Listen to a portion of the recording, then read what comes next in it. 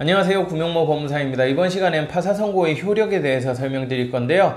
의외로 파산선고가 있으면 취업도 못하고 사업도 할 수 없고 또 금융거래도 못한다 라고 생각하시는 분들이 상당히 많으시더라고요. 그렇지만 파산선고가 있다 하더라도 취업을 할 수 없거나 사업을 못하는 것은 아닙니다. 그리고 통장거래도 여전히 할 수 있거든요. 다만 일부 제약을 받을 뿐이에요. 그래서 파산선고가 있을 경우 어떤 제약이 있는지 제가 영상을 한 번으로는 다 정리하기가 힘들어서 한 2번 또는 3번 정도로 나누어서 설명드리도록 하겠습니다.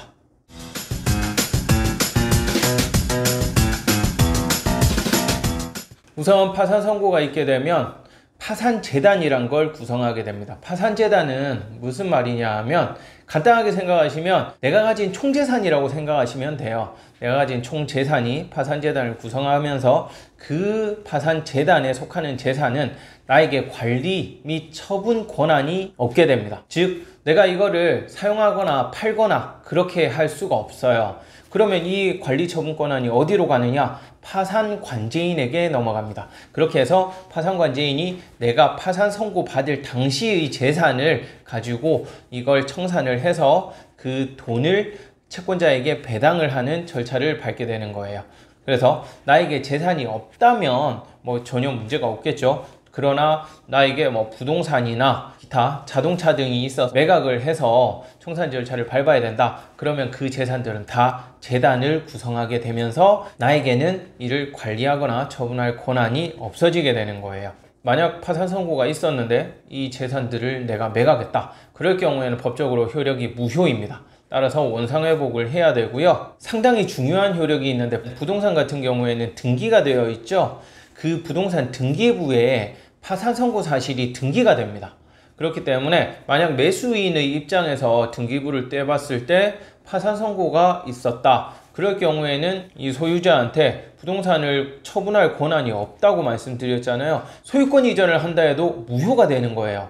그러니까 만약에 등기부를 뗐는데 파산 선고 기록이 있다. 그럴 경우에는 이미 그 등기가 되어 있다는 사실 자체로 매수인은 파산 선고 사실을 알고 있다 추정이 되기 때문에 내가 파산 선고 사실을 모르고 샀다는 걸 입증해야 되는데 등기부상에 떡하니 파산 선고가 등기가 되어 있으니까 이런 경우에는 등기 자체가 무효로 된다고 보셔야 되고요. 따라서 등기부를 잘 확인을 하시고 매매 계약을 하셔야겠습니다. 그리고 파산재단을 구성하는 재산 중에서 예외가 있어요. 제외되는 재산이 있거든요. 그 재산에는 압류금지 채권이라는 것이 있습니다. 이 압류금지 채권은 민사집행법에 규정되어 있는데요. 민사집행법 제246조 내용을 보면 법령에 규정된 부양료 및 유족 부조료 2호는 채무자가 부호 사업이나 제3자의 도움으로 계속받는 수입 3호는 병사의 급료가 해당되고요. 4호 같은 경우에는 급료, 연금, 봉급, 상여금, 퇴직연금 그 밖에 이와 비슷한 성질을 가진 급여 채권의 2분의 1에 해당하는 금액입니다. 다만 그 금액이 국민기초생활보장법에 의한 최저생계비를 감안하여 대통령령이 정하는 금액에 미치지 못하는 경우 또는 최저생계비보다 미치지 못하는 경우죠. 또는 표준적인 가구의 생계비를 감안하여 대통령령이 정하는 금액을 초과하는 경우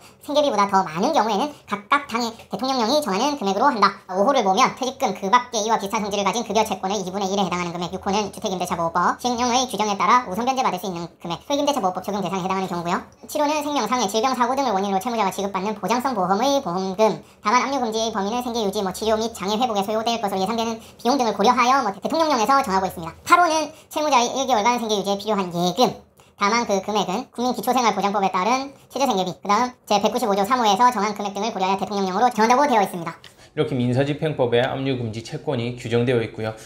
제가 방금 말씀드린 1호부터 8호까지는 파산을 한다 하더라도 여전히 보장을 받는다는 뜻이 되는 거죠. 그 외에 특별법에서 또 규정이 되어 있습니다. 파산재단에 포함되지 않는 채권에는 공무원연금법이나 군인연금법, 사학연금법에 의한 급여를 받을 권리는 그 전액이 압류가 금지되어 있거든요. 그래서 이 경우에도 파산재단에는 속하지 않게 되는데 다만 만약 내가 공무원연금법에 의해서 급여를 많이 받는다, 연금을 그런 경우에는 파산을 잘 안 받아줍니다. 최저생계비 이상인 경우에는요 파산 자체를 받아주지를 않으려고 해요. 법원에서. 그럼 어떻게 하느냐, 가능하다면 회생이 가능한 경우에는 회생을 하도록 하더라고요, 실무상.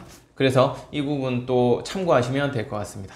그 외에도 파산재단에서 제외되는 재산이 몇 가지 있긴 한데요. 그 중에서도 가장 중요한 것은 소액임대차 보호법 적용 대상에 포함되는 임차 보증금이라고 할 것입니다. 이 부분에 대해서는 제가 다른 영상에서도 이 금액과 관련, 소액임대차보호법 적용 대상이 되는 금액과 관련해서 설명한 것이 있으니까 그 영상 참고하시면 될 것 같고요. 면제재산 신청이라는 제도가 또 있습니다. 이게 6개월간 생활비인데 900만 원까지 신청을 할 수 있거든요.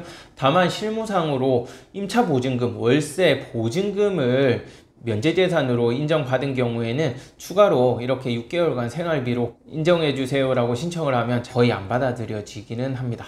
이번 시간에는 파산선고의 효력 중에서 파산재단과 관련해서 설명을 드렸는데요. 파산선고의 효력은 또 많거든요. 다음 영상에서 또 추가적으로 설명드리도록 하겠습니다.